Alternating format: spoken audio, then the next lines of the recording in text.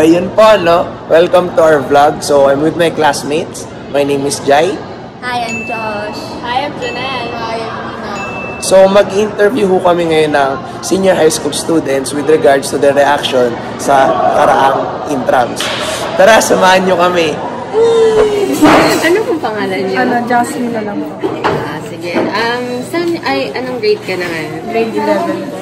So, bali, first time mong experience yung intrams. And so, anong group mo noong intrams?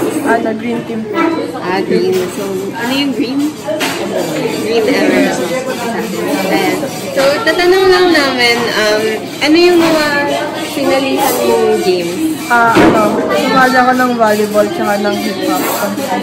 Volleyball and hip-hop. Tapos, nakakuha ka ba dun ng place yun? So, sa volleyball, nag-champion kami, Mythical 6 tsaka MVP. Tapos sa hip-hop? Sa hip-hop, wala. Okay, so, ayun. So, kumusta naman yung naging experience mo nung buong intrams? Ayun, masaya kasi nagkaroon ng mas madaming circle of friends, nagkaroon ng mas bagong mga kaibigan. Ayun, overall, ano yung opinion mo sa naging first intramurals mo? Masaya naman. Pero, yun nga lang, medyo, yung mga skills, kasi parang, yung iba bakit walang ginagawa, yung iba bakit nakatambay lang, parang ganun. Parang, next time dapat, lahat may gagawin na talaga, para mas okay. So, hello ate. Gusto lang namin itanong yung experience niyo sa intram. So, bali, una, ano pong name niyo? Liano Bongo. So, ano pong section kayo? Humes to 1. Nung nakarang intrams po, ano pong naging group niyo? Blue Marines. Okay. So, ayun po, nung intramurals, ano po yung mga sinalihan yung games or anong mga naging role niyo? Backup ako para sa kulyo. Sa kulyo. Okay. So, para sa inyo po, kumusta yung naging experience niyo sa intrams? Medyo disorganized yung actual event, pero it was fun. I suppose magandang pamalit sa ACADS. Okay. So, kung sabihin mo kung ano yung opinion mo overall tungkol sa intrams, ano yun? Going less bureaucratic kasi nawala yung saya ng intrams ko dahil sa ang daming proseso na kailangan puntahan para lang paglaro. And I suppose isang bagay din na pwede alisin, wag gumawa ng divide sa grade 11 at grade 12 kasi meron ng isang divide sa senior high at college. So, wag naman magkaroon sa divide internally sa senior high. So, good morning. Ano pong pangalan nyo? Robert Garcia po. So, anong grade ka po at section nyo? STEM 2-3. This intrams po, ano po naging team nyo? White Wolves. So, ano po yung mga sinalihan yung games or ano naging role mo sa intrams? Player ako ng volleyball, ng kickball, tsaka ng swimming. So, kamusta naman naging experience mo bilang player ng team nyo? Team nyo? Okay lang naman. May naiambag ako. So, overall naman, ano magiging opinion mo sa last intrams natin bilang grade 12? Mas masaya siya kumpara ng grade 12. Ano pong grade and section nyo? Grade 12. STEM 2-3. And name nyo rin po pala. Lorene Fernandez. Adrian De Pedro. Ano po naging team nyo nung last intrams? White Wolves. Ano naman po yung mga sinalihan yung games or naging role nyo sa intrams? Nag-long jump ako tapos nag-coach ako ng volleyball, White Wolves. Nag-table tennis ako, nag-swimming ako, tsaka sumali sa hip-hop ko. So, kamusta naman po naging experience mo? Okay naman siya. Mahirap lang dahil sa scheduling of events sa intrams kasi kumbaga siniksik lahat sa isang araw. Hindi siya naging in favor sa mga nag-multiple event. Ayun. Pagod, pero Worth it naman kasi naging champion kami as a team. So, last po, overall po, yung naging opinion niyo po bilang last intrams po natin this year? memorable. Memorable siya. Sadyang mahirap lang talaga yung part ng scheduling kasi Pinagsabay-sabay na. pinagsabay-sabay lahat. Tapos, kumbaga hindi sa bawat pagtapos ng game, hindi nyo siya magawang i-enjoy kasi tumatakbo na kayo sa susunod yung event. So, yun lang naman. Sana nagkaroon ng time para mag-rest din, tsaka masavor yung moment na nakapaglaro. Hello, magtatanong lang kami about dun sa recent concluded na intrams. So, what's your name? Alien Sinya. Anong grade and section?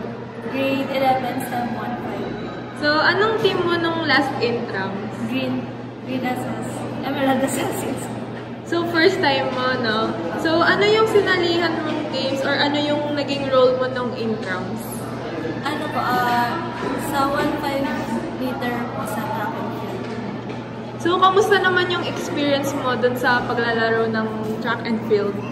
Masaya po kahit pang last. Tapos, ayun. So, in overall, ano yung final opinion mo dun sa first intramurals mo? Ano po, masaya. Tapos, nakita ko po yung effort ng dun sa event ko na yan. Kaso, yung doon lang po sa pag-register, medyo magulo po yung mga oras na nabibigay po. Kaya, yung sa green team, ang dami po hindi nakakapag-register. Good morning po. Ano pong pangalan nyo? Si Janelle. Ako nga pala siya, Alvin Sohor. Grade and section nyo po? Step 2 pa rin. Grade 12. Team nyo po last intrams? White Wolves. So, ano yung mga sinalihan nyo games o ano yung naging role nyo sa intrams? Bale ako, sinalihan ko is yung swimming na 50 meters backstroke, tapos basketball, tsaka kickball. Tapos, ako pala kickball, tapos swimming, 50 meters freestyle. Kamusta naman po yung experience nyo sa magiging player? So, siyempre masaya kasi hindi lahat nabibigyan ng opportunity na makapaglaro sa intrams. Napaka-thankful kasi nabigyan kami ng opportunity para maipakita yung talento namin sa ganung paraan. That's right. Overall po, ano yung final opinion nyo sa last intramurals natin? Masaya siya. Siyempre ako, thankful kasi, overall champion, tapos, isa siyang gateway para ma-end yung school year namin. Kasi, di naman lahat nabibigyan ng chance para mapanali last year pa dito sa Lasal. Blessing siya. Kasi last year na namin. Kaya, blessing siya. Kasi last year na namin. So, yun po, nagbabalik ko kami. At kung napansin nyo naman at narinig yung vlog namin, nagkaroon ng iba't ibang reaction yung mga senior high school students patungo ng intrams. Diba, Josh? Oo, totoo, Jai. Kung mapapansin nyo nga, una, narinig natin na sabi nila, para sa kanila, naging disorganized daw yung intramurals natin kasi, ayun, yung scheduling parang ang dami daw conflicts doon kasi yung iba, may game dito, tapos kasabay nun, may game pa sila na isa. So, nahirapan silang makapunta sa mga games na yun. So, yung iba, hindi sila makalaro. And yung iba naman, pagkagaling sa isang game, tatakbo sila agad sa kabila. So, wala na silang pahinga. So, yun nga yung isa sa mga naging issue nila. So, based din dun sa sinabi ng mga kapwa natin, senior high school student, nalaman namin na ilan sa kanila ay napansin na nagkaroon ng division ang grade 11 at grade 12 noong intrams. So para sa kanila, sana daw walang division na maganap sa senior high school students at sana daw sa susunod pang mga intrams ay magkaroon na or maghalo-halo na yung mga estudyanteng mula grade 11 hanggang grade 12 para wala namang division. Bukod pa dito, napansin nila na sobrang daming kailangan requirements na ipasa ng mga players. So, para sa kanila, hassle. Tapos parang mas nawawalan sila ng gana sumali sa mga laro. Tapos yung registration daw, magulo yung schedule na yung iba sa kanila, yung attendance nila nawawala. So, nababawasan yun sa score nila or hindi nadadagdag. Ayan. Pero, diba, nagsabi pa rin naman sila ng mga positive na experience nila sa intrams. And isa nga doon, sabi nila, natuwa naman sila, nag-enjoy daw sila ng sobra kasi, ayun nga, kahit napapagod sila, kahit medyo magulo, nagawa pa rin nila mag-enjoy kasi isa daw yun sa way na para makapag-relax sila sa ACADS nila. So ayun, at isa pang dahilan isa pang positive reaction ng mga estudyante ay yung nagkaroon sila ng maraming kaibigan. Parang nung mga naglalaro sila, mas marami silang nakilalang kaibigan na which in nag-add dun sa circle of friends nila dito sa Lasal. Bukod pa dito, mas napakita daw nila yung talent nila sa kanya-kanyang sports na gusto nilang laro. So, ayun. Wow! Dito na ho nagtatapos ang aking vlog at sana na-enjoy kayo. Bye-bye!